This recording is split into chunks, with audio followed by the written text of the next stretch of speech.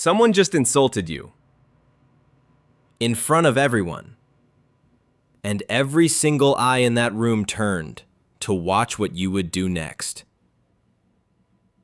Most people either explode or they freeze. Both of those responses hand over every ounce of your power, every single bit of it. But Marcus Aurelius had a different way, and the men who lived by it never lost the room. Not once. Marcus Aurelius was one of the most powerful men who ever walked this earth. He commanded armies. He governed an empire. He dealt with betrayal, ridicule, and opposition every single day of his reign. And yet history does not remember him for his anger.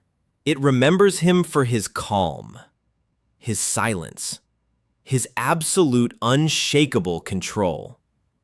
He wrote something in his private journal, something he never intended for the world to read. He wrote, "You have power over your mind, not outside events. Realize this, and you will find strength." That was not just philosophy. That was a weapon. And today I am giving you his 3 rules for owning any room after an insult. Rule 1, the space rule. Respond, never react. Here is the truth most people have never been taught. The moment between an insult and your response, that is where all the power lives. When someone attacks you with words, your body wants to move immediately. Your jaw tightens. Your heart rate climbs. Your mind starts searching for something to fire back. That reaction, that instant, unthinking reaction, is exactly what the person insulting you is counting on. That is the reaction that makes you look weak. Marcus Aurelius called the space between stimulus and response the ruling faculty, the part of you that decides, before anything else, what kind of person you are going to be. He trained himself to find that space even in the middle of war, even in front of senators who mocked him, even when people he trusted turned against him. And here is what that pause communicates, without a single word. Dominance, stillness, control. The person who pauses owns the room. The person who reacts has already lost it. So the next time someone comes for you, in a meeting, at a dinner, in front of a crowd, breathe, find the pause, let the silence do the work. You will be shocked how much power fits into 2 seconds of nothing. But here is where things get interesting. Rule 2, the mirror test. Truth or noise?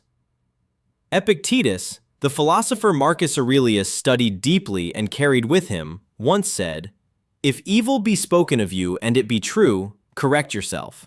If it be false, laugh at it." Marcus took this further. He trained himself to treat every insult not as a weapon, but as a mirror. When someone insults you, there are only 2 possibilities. Either there is truth in what they said, or there is none. If there is truth, that is the most valuable gift they could have given you. Most people spend their entire lives surrounded by people who only tell them what they want to hear. The person who tells you the ugly truth, even through cruelty, even through jealousy, they just showed you where to grow. You thank them in your mind, and you use it. If there is no truth, their words say absolutely nothing about you. Nothing. They say everything about what is happening inside of them. Pain, insecurity, fear. You are simply the nearest wall they found to throw it against. Either way, you win. Either you grow from it, or you see through it. And when you see an insult as information rather than an attack, your face stays still. Your posture stays straight, and the room notices something it cannot quite name. And that is not even the deepest rule. Rule 3, the indifference weapon. Need nothing from them. Marcus Aurelius wrote something brutal in his Meditations.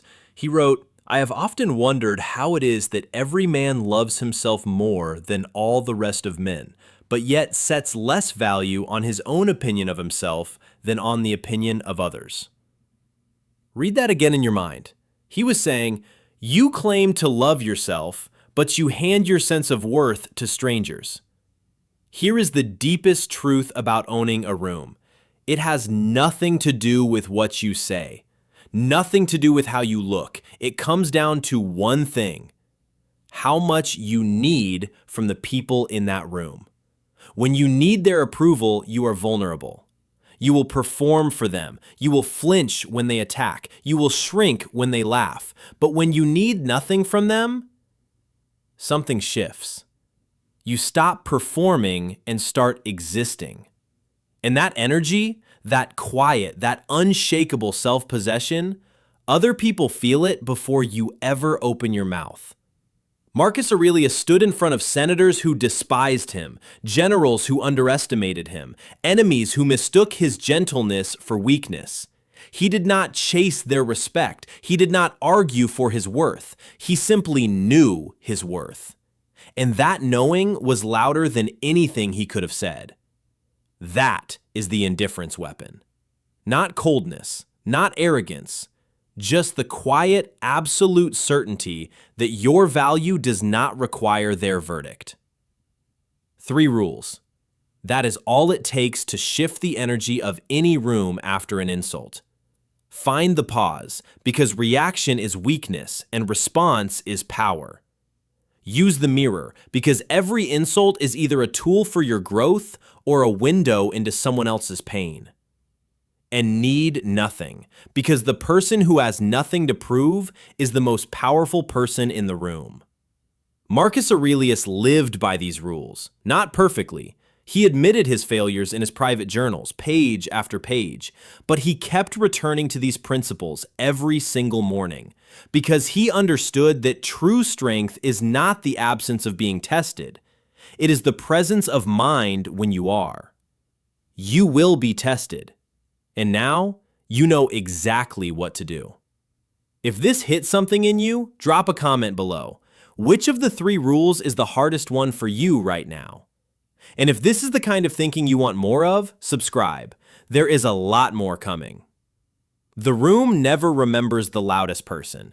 It remembers the one who needed nothing from it. Keep ascending.